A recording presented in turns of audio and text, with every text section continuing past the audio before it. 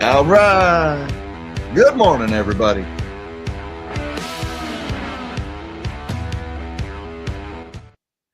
Good morning, all you magnificent melon heads of the world. Happy Thursday, everybody. Today's May 22nd, 2025.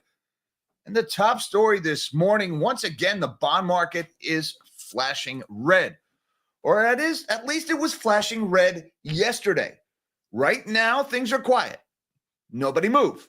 You might make the bond market angry. But yesterday, the bond market was pissed. 1 p.m. Eastern time yesterday, you can see it in all the charts. I'm going to show you a couple of the charts this morning. There was the 20-year bond auction happen. Now, 20-year auctions are kind of finicky. It's not a very popular duration. It's not like the U.S. 10-year Treasury yield. That's the most liquid asset in the world. The 20 years like the redheaded step Treasury. It's like right in the middle of the 10 and the 30. Not a lot of participation. And so because it's kind of an illiquid market, it's notoriously volatile. And we got a very lousy 20-year auction yesterday at 1 p.m. Not enough demand. Big fat tail means they had to lower the price in order to get enough investors to come in and buy these bonds. And when you lower the price with bonds, you're raising the interest rate. So it was a little harder for the government to borrow money yesterday than anticipated. And the market threw a fit. You can see in the charts, the S&P took a dive. The Dow closed down over 800 points yesterday, and most of that came in the few minutes following that 1 p.m. 20-year Treasury auction. So, hey, what's going on here? What changed? Guys, let's be honest. It's what's going on in Washington. It's D.C. It's this big, beautiful bill. The bond market does not like it. And why does the bond market not like it? And look, I'm not a tax guy. I hate taxes. Screw the IRS. Taxation is theft. All that libertarian stuff. Yep, I'm right there with you. But let's face facts. The United States has a spending problem. Shocker. Well, that's right. Oh, yeah. The whole 38 trillion or 39 trillion. What time is it? It might be 40 by lunch. Who knows what the trillion pile is now? We spend too much freaking money. The Democrats don't care. The Democrats want to spend more.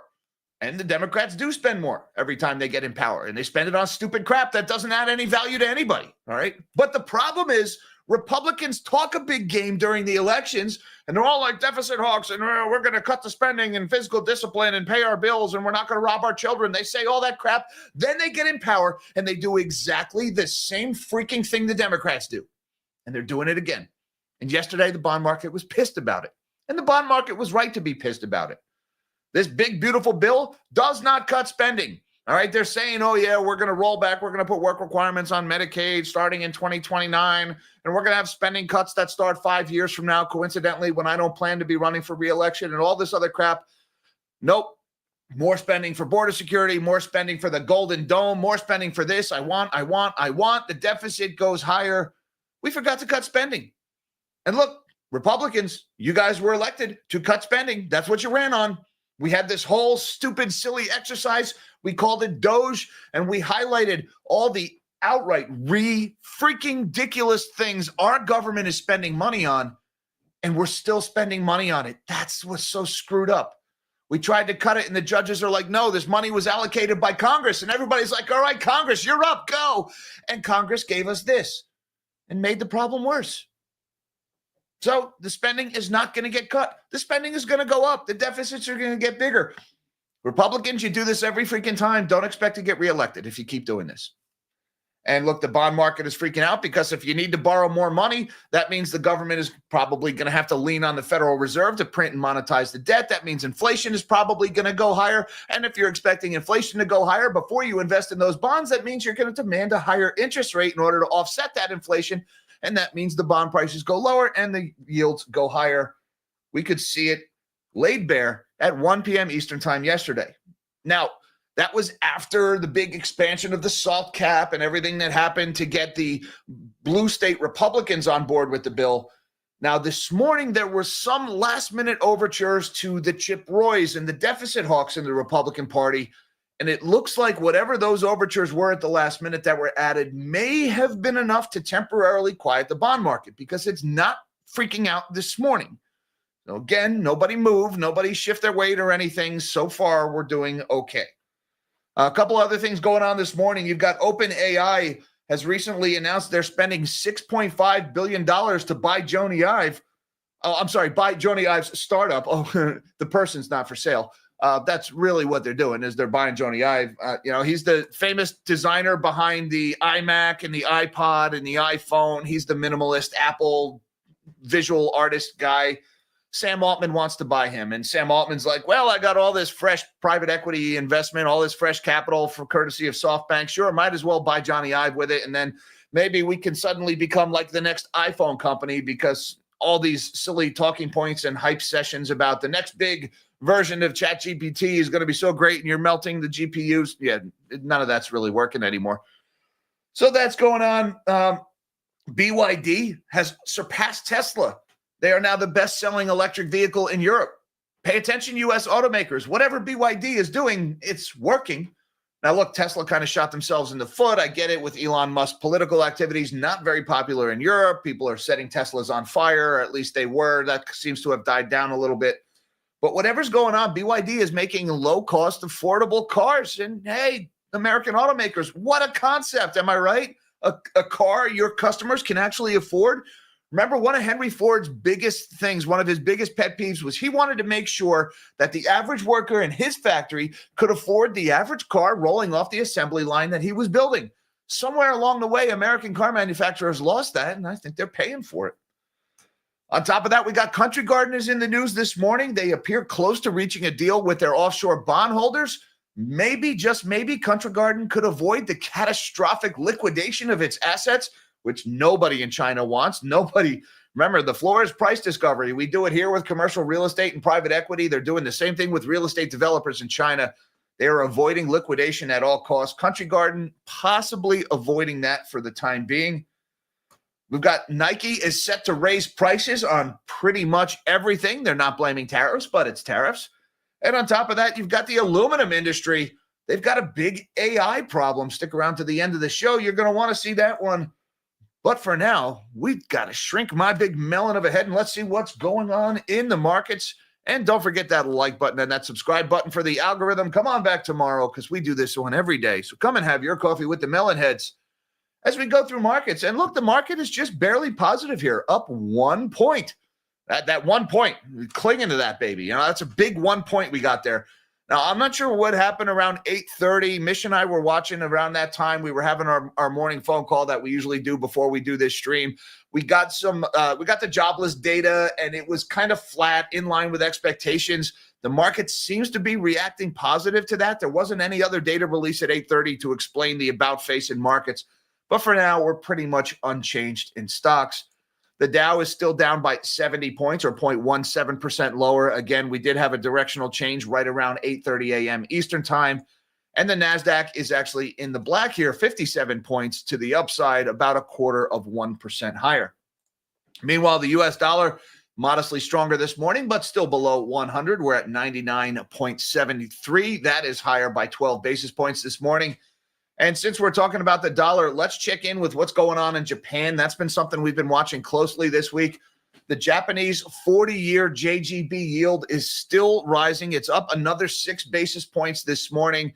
We've been watching this all week. Long-term interest rates in Japan have gone vertical, and they show no sign of slowing down here. That is going to put pressure on that yen carry trade. It's putting pressure on Japan's borrowing costs. It's shrinking the arbitrage between U.S.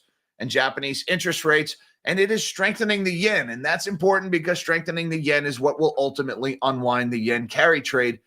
And looking at the USD JPY chart, the number of yen it takes to make a dollar, you can see we're in the red again this morning, which means the yen continues to strengthen against the dollar. This is almost 2 weeks in a row now.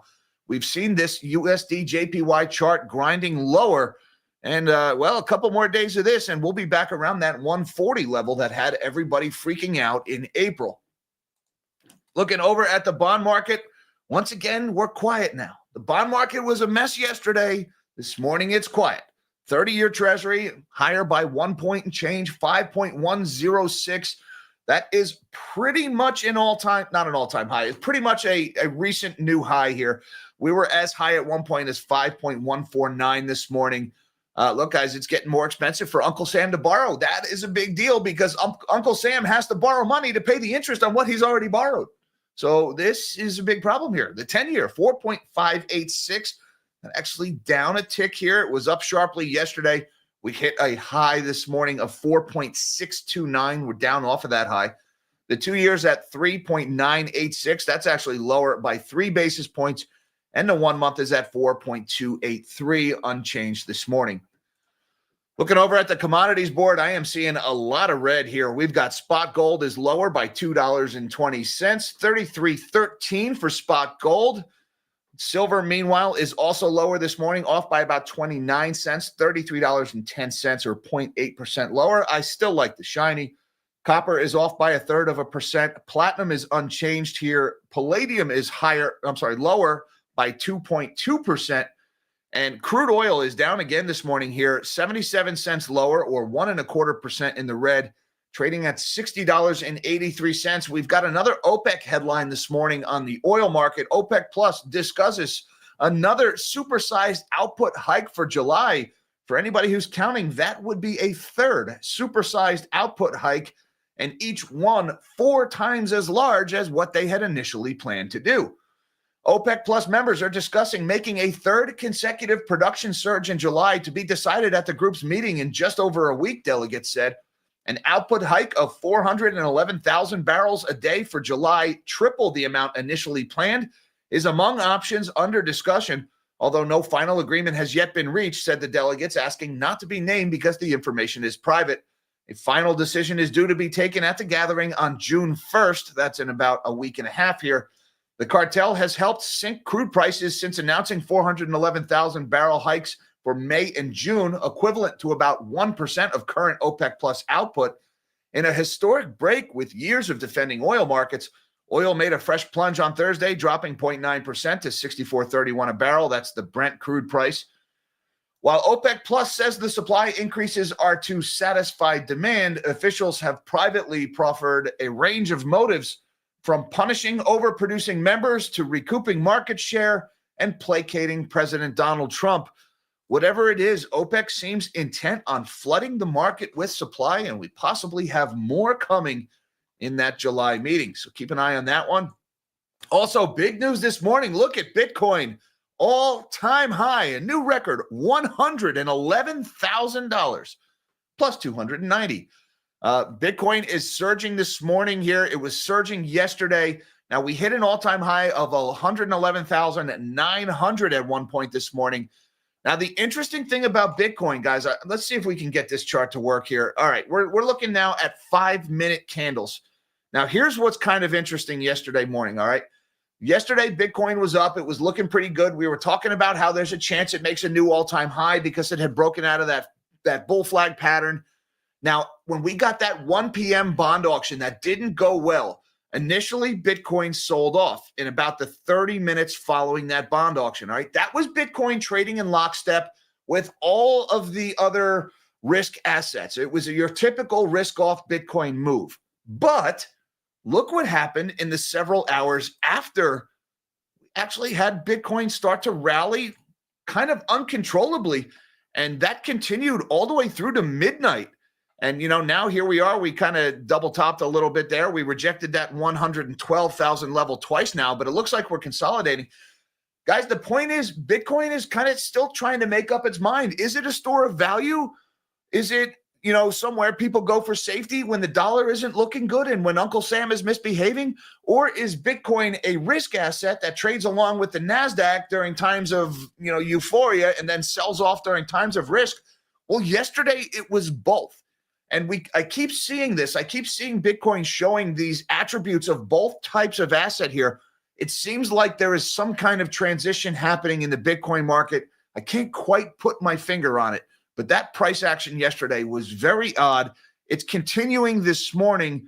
Now, one other possible explanation here. We've got this one from Walter Bloomberg this morning at 7:50 a.m. Eastern time. MicroStrategy to sell up to $2.1 billion of 10% preferred stock. All right, 10% preferred stock. That means they're issuing new shares, and those shares are going to come with a 10% dividend attached. They're selling $2.1 billion of that stuff. So they're going to owe $210 million a year in dividends on those new shares. What does that mean? They're going to take that $2.1 billion and buy more Bitcoin with it, which means they need that Bitcoin to rise at least 10% a year in order to meet the dividend on those preferred shares. This is Michael Saylor's infinite money glitch, infinitely glitching once again this morning. So maybe that is contributing to this move in Bitcoin as well. All right, now let's talk about what happened yesterday. 20-year Treasury auction goes badly. Yield spike as bonds sell off. A sale of 20-year U.S. government bonds saw weak demand Wednesday, pushing the Treasuries to new lows for the year as yields climbed. The Treasury Department sold $16 billion of newly issued 20-year bonds at 1 p.m. Eastern. It's routine for the Treasury Department to borrow to fund the government. This auction, however, saw heightened interest as investors worried that increased uncertainty about the U.S. economic policies would lead to less demand for treasuries. Their fears were spot on. The auction saw investors accept a yield of 5.047 on the 20-year note, compared with the past six auction averages of 4.613. It was also 0.011 percentage points higher than the yield seen before the bidding deadline. That's known as the tail there, when they have to lower the price in order to sell all the bonds that they're offering. The difference in the yield, that's called the tail. That's a pretty fat tail there, 1.1 basis points. This was the first time the Treasury sold a 20-year note with a rate over 5% since October of 2023. October of 2023 was the last peak in interest rates that we saw following the last time the debt ceiling was raised. Back in the pandemic, it could sell the 20-year debt for as low as 1.22%. Now, the poor auction comes at a troubling time. Bond investors' fiscal worries have intensified as a Republican Congress progresses towards a new tax bill that could add $3.3 trillion to the national debt through 2034. More debt can threaten a government's ability to pay it all back, even though the U.S. has a pristine track record. I don't know. We might want to revisit the definition of pristine there. I'm not sure there's very much prist on that track record. But anyways, look, the bond market freaked out over the tax bill yesterday. You could see it in the charts. Check out this chart of the 10-year yield. These are 5-minute candles. And right here, guys, this is 1 p.m. yesterday. I mean, this whole move right here, it was the few minutes that followed that 20-year auction. You could see the yield spiked. And again, when you see yield spiking, you're seeing prices falling. There was a big sell-off in the bond market in the immediate aftermath of that auction yesterday. Now, it's also worth pointing out, we've had kind of a little bit of volatility this morning here. I'm not really sure what's going on. We did have yields move up a little bit on the initial announcement that that bill had passed the House. That was at around 5 a.m. this morning Eastern time. Now we're seeing yields go a little lower. That started around 8:30, shortly after that unemployment data was released, or the jobless claims data. For now, the bond market is kind of quiet, but it's been volatile lately. Big move right after that auction yesterday. You could see it in the 20 years as well. Big move right. Let's get the right thing here, the right tool. Big move following that 1 p.m. Eastern time auction in the 20-year. And, of course, the bonds sold off. You can see it in the S&P 500. All right, once again, 5-minute candles here. Here is 1 p.m. yesterday, and the S&P sold off big time in the half hour following that. It would continue to grind lower through the rest of the day. So the market just did not like it. Stocks freaked out. Bonds freaked out. Everything sold off. Bitcoin initially sold off, and then it started to rally. I still don't quite get that. Maybe it was Michael Saylor, maybe not. But what caused it? It was the tax bill. And then this morning we had Trump tax bill narrowly passes the House, overcoming infighting.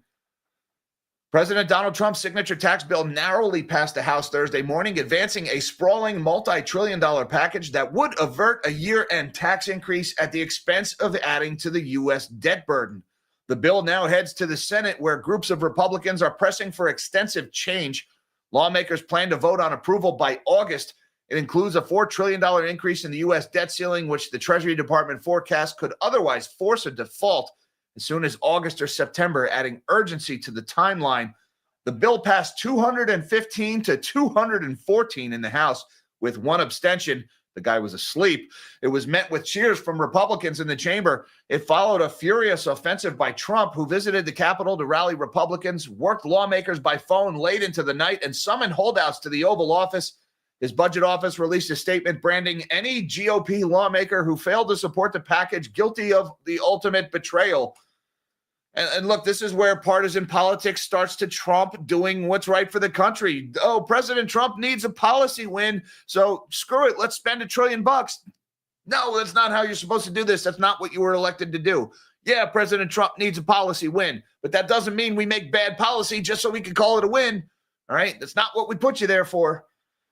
Also going on this morning, let's see, there's a couple of things. The spending cuts, all right, there are almost no spending cuts in this bill. Ultra-conservative Freedom Caucus members were able to insert new language in the bill that would dramatically speed up the end of the clean energy tax credits passed under the Biden administration, which would generally have to be put into service before 2029 and would have to be well underway within 60 days of the bill's enactment.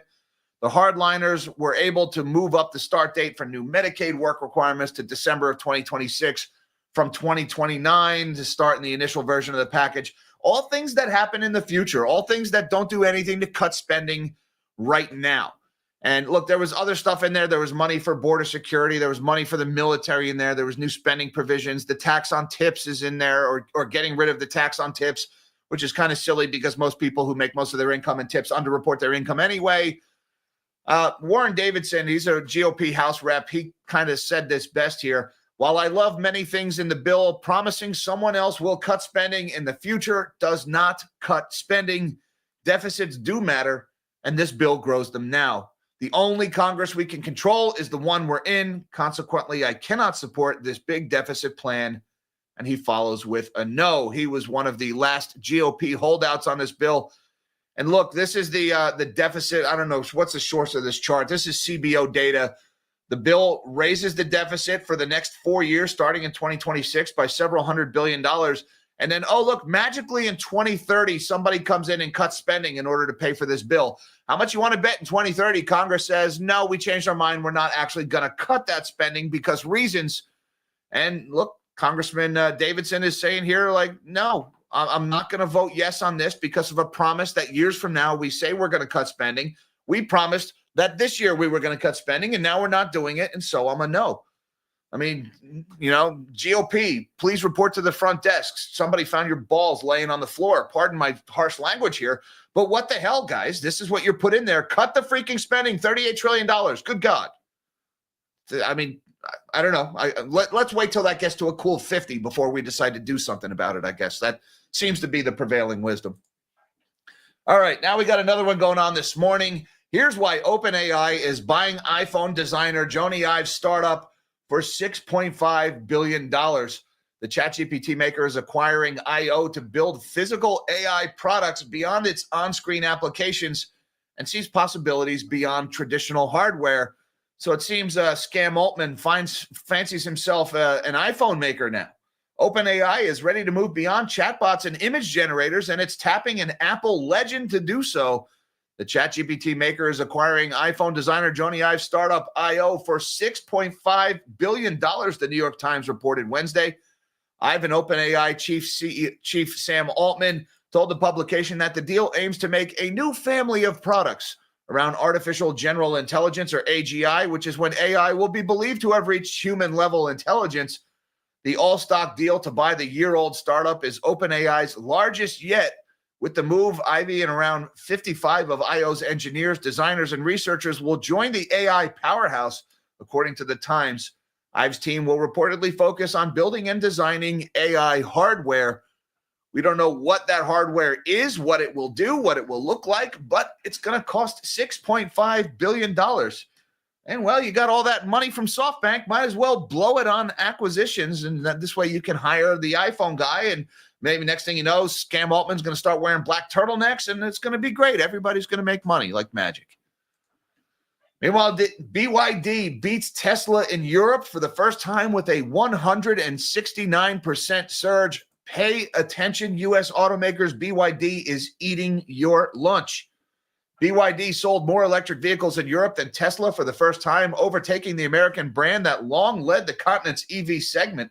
China's top automaker registered 7,231 new battery electric vehicles in April, according to market researcher Jado Dynamics. That was up 169% from a year earlier, vaulting BYD into the top 10 brands by EV sales. Tesla placed one spot back as its registrations plunged by 49%. That 49% decline almost certainly being driven by Musk's political activity. Although the difference between the two car brands' monthly sales totals may be small, the implications are enormous, JATO Dynamics analyst Felipe Munoz said in an emailed statement. This is a watershed moment for Europe's car market, particularly when you consider that Tesla has led the European BEV market for years. BYD continues to gain market share in the electric vehicle market. And another Chinese story this morning, Country Garden debt plan gets nearly 75% of bondholders' support, and that 75% number is significant. Remember, guys, Country Garden, that's one of that massive pile of defaulted Chinese developers that's just kind of sitting in purgatory right now. Nobody's really done anything. Everybody is still owed the money. They haven't sold any of the assets. They're all just sitting on it, just kind of hoping the problem goes away. Chinese developer Country Garden Holdings has secured backing from nearly 75% of bondholders for its offshore restructuring, that's dollar-denominated bonds. According to people familiar with the matter, ahead of a liquidation hearing next week, the company needs support of creditors holding 3/4 of all debt, as well as majorities of individual groups of debt holders, to pass the plan through a scheme of arrangement procedure in Hong Kong.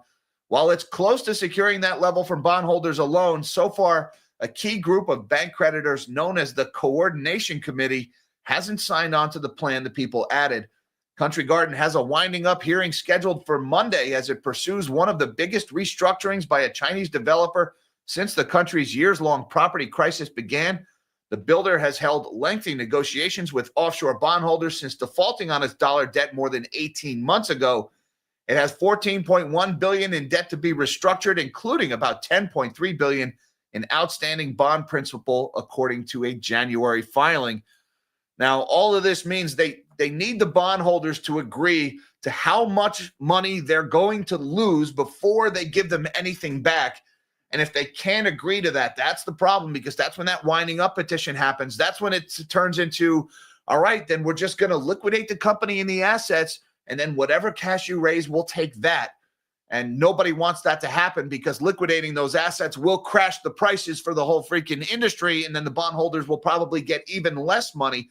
So this has been going on with Banca. This has been going on with Country Garden, with Evergrande, with Shimeo, with all these other bond or developers who are going bankrupt. Nobody wants to sell any of this crap because they're afraid of finding out what it's worth.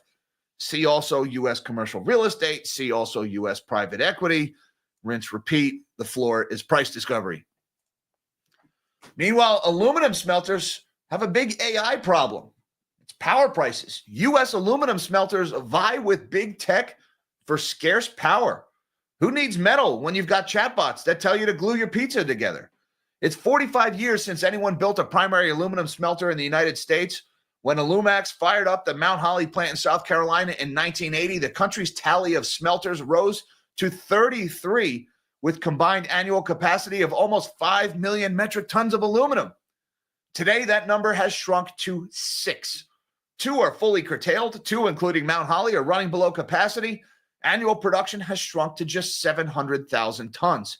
This is how we have lost our metal industry. It's just atrophied to nothing. The power is available right now to build a new U.S. aluminum smelter, according to Matt Aboud, Senior Vice President of Strategy and Business Development at Century Aluminum.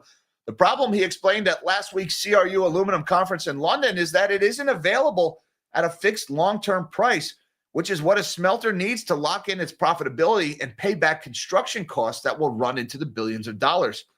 The Aluminum Association estimates that a new U.S. smelter would need a minimum 20-year power contract at a price of not more than $40 per megawatt hour to be viable at current aluminum prices. Any smelter project is in a race with big tech, which is on the same hunt for energy to power its next generation AI data centers. And tech companies have no limit on what they are prepared to pay for defendable 24/7 electric, because big tech has the infinite money glitch of the AI mania. According to the Aluminum Association's just released report on rebuilding U.S. supply chain resilience, the association estimates Microsoft conceded $115 per megawatt hour in its deal with Constellation to restart Three Mile Island nuclear plant in Pennsylvania. Even reactivating mothballed aluminum lines will be challenging given the 2023 price of power averaged $73.42 per megawatt hour in the U.S., hosting smelters with idle capacity. Guys, we don't have enough power. That's the problem. The aluminum industry, which, we've just said is a strategic necessity. It's, necessary to build airplanes and aircraft, and Boeing needs it. The military needs it. All right, we need $40 per megawatt hour power. Right now, we're paying somewhere between 75 and 115, and AI is gobbling up all the power that's available on the market. We need more power plants, but thanks to the NIMBYs, we can't build power. So I guess we got to make a choice. Do we want chatbots or do we want metal? We can't have both. Hey, I hear plastic is awesome. We're not going to get the metal. And last but not least, here comes the price hikes. Nike reportedly is increasing power prices by up to 7%. Nike reportedly is hiking prices by as much as 7%, according to various media reports, though the apparel maker is not tying the cost increases directly to tariffs. CNBC and Footwear News reported that sneakers above $150 will see $10 price hikes, and those between $100 and $150 will see $5 increases. Children's product prices will not increase, nor will products under $100.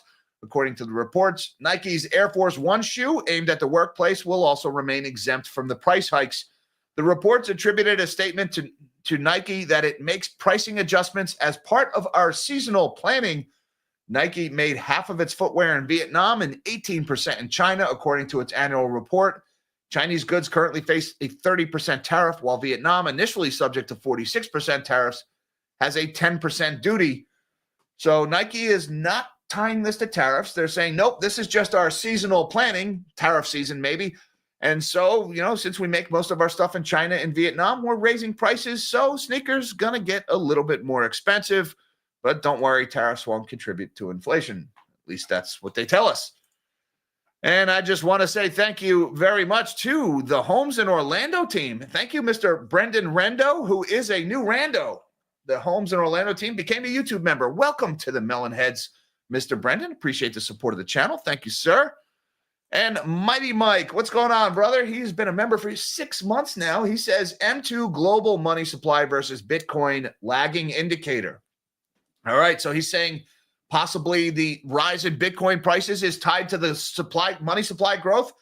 Mike, that is entirely plausible. Bitcoin, look, the whole reason they created Bitcoin was an alternative to the monetary debasement that was happening in the United States after the GFC and the runaway deficits. And look, all the things we did wrong in the GFC, they've only gotten worse since then. So that is I would say, entirely plausible explanation for what we're seeing in Bitcoin. The money supply is just shy of its all-time high right now. I mean, everybody's like, oh, the Fed has been tightening and monetary conditions are tight. Have you seen the money supply chart? It's right back to its 2022 peaks. The monetary conditions are not tight. Maybe the Fed's policy is tight, but the banks and private credit have gone apeshit lending money to anyone and everyone here. They've created so much money that, there's more money sloshing around in the system. And then we're surprised why inflation just won't go away. Gee, maybe the two things are related. Very good comment, Mike. Thank you, sir, for being a Melonhead member for 6 months. And Mr. DZ, is the N silent? Mr. D Zutz. Yeah, it's a silent N, right? I don't want to get myself in trouble here. Bitcoin follows M2 by about 108 days. Chart them. All right, I'm going to put a pin in that one. The 108-day lag. That's very precise. I wonder why 108. I'm going to go test that theory. I'm going to see if I can backfit it. I've never seen that before. Never heard about that. 108-day lag, Bitcoin M2. All right, Jack's got some chart homework. Very interesting. Thank you, Mr. D Zutz with the silent N. Appreciate you being a Melonhead member for 15 months, and thank you for supporting the channel. My buddy Pigo is here. He says, personally, love BYD. Great cars. I've never driven one, Pigo, so I can't say they're great cars or not. I've actually read that they're kind of crap. But the whole point is the crap, let's say hypothetically that the crap is crap, then the crap is justified because the price is low.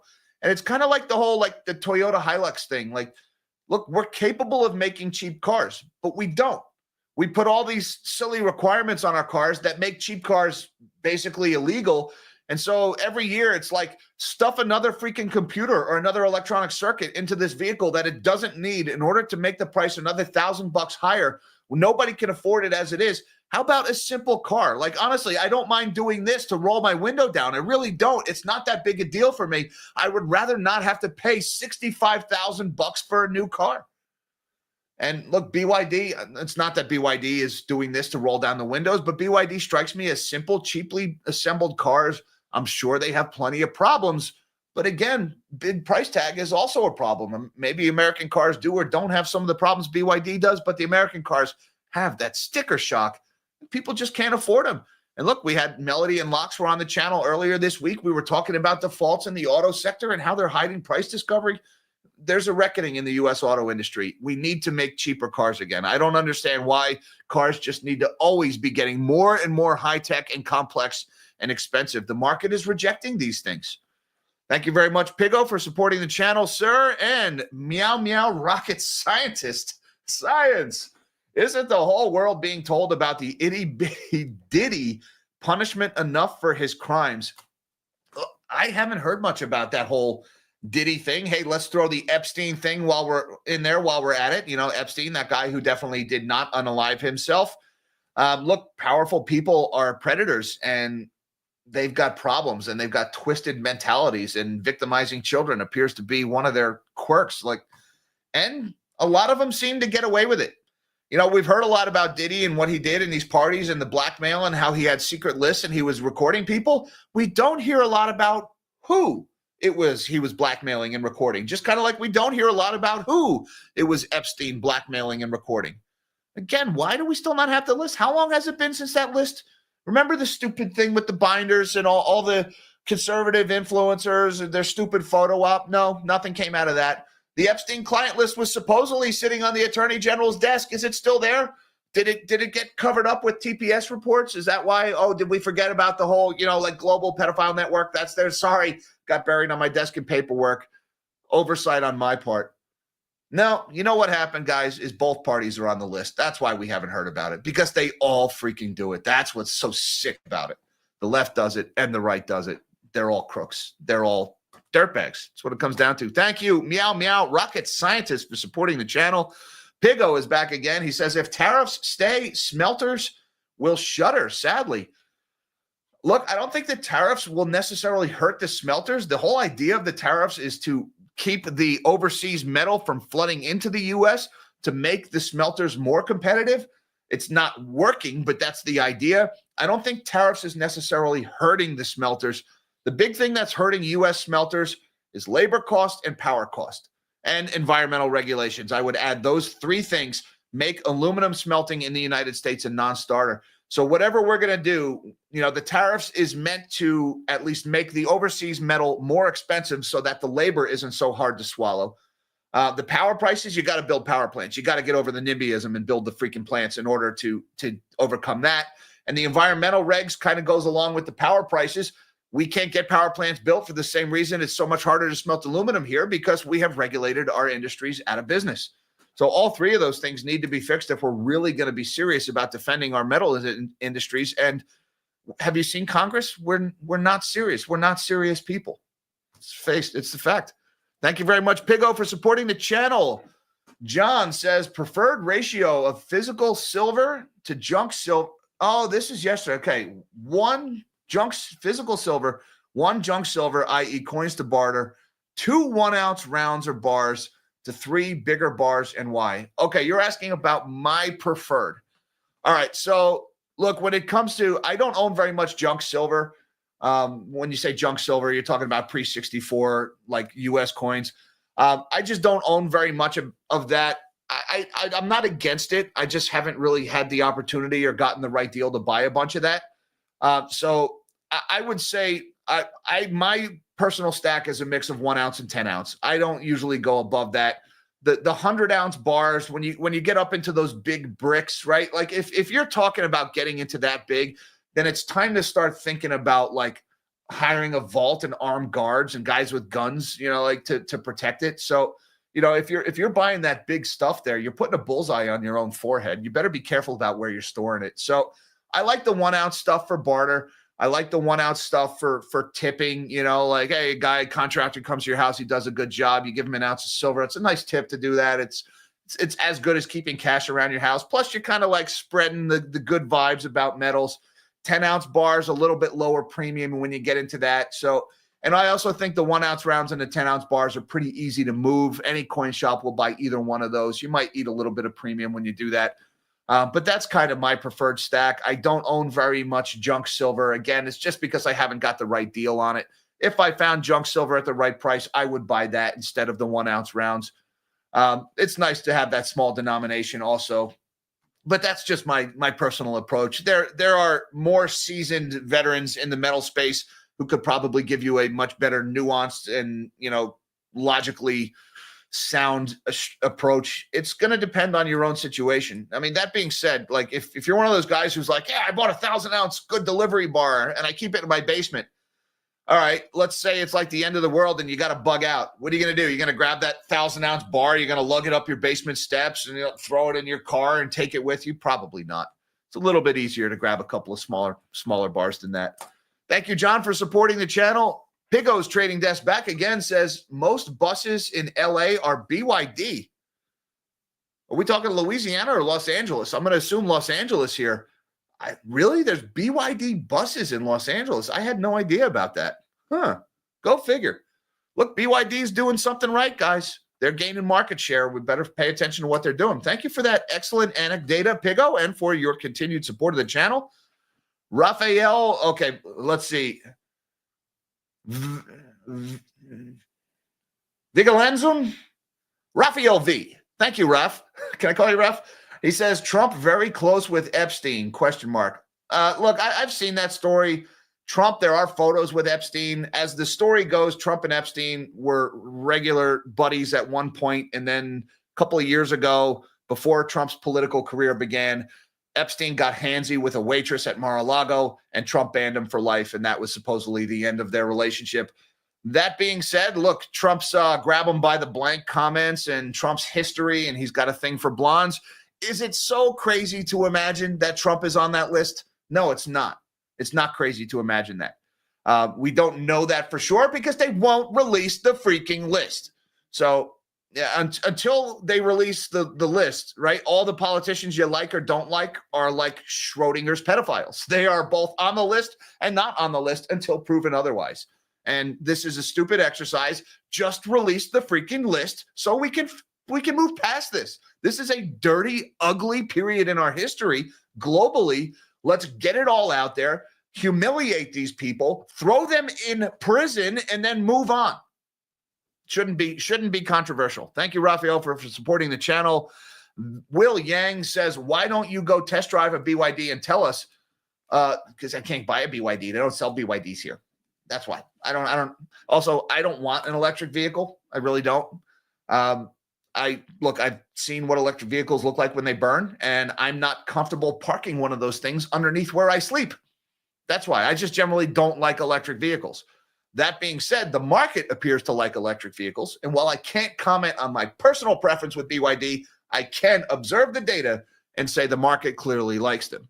It's the best I can do here, Will. And test driving an electric vehicle, not really. I like my Tacoma. I'm not changing that. Sorry. I'm old, stuck in my ways. That's just kind of how I roll. Thank you, Will Yang, though, for supporting the channel. And thank you, everybody, for having your coffee with the Melonheads this morning. Don't forget that like button and that subscribe button on the way out for the algorithm. Really helps out the channel. Thank you also, guys, for the super chats and supporting the channel, as well as you magnanimous Melonheads on YouTube and Patreon. Looking forward to talking to you guys tomorrow at 2 p.m. for our weekly get-together on Zoom. Hi, Mom. Hi, Dad. I love you guys. Also, I have a video coming out at lunchtime today about a big study on AI and material science at MIT. You're not going to want to miss this one. Oh, I love this story. I freaking love this story. Everybody, till next time, live small and dream big.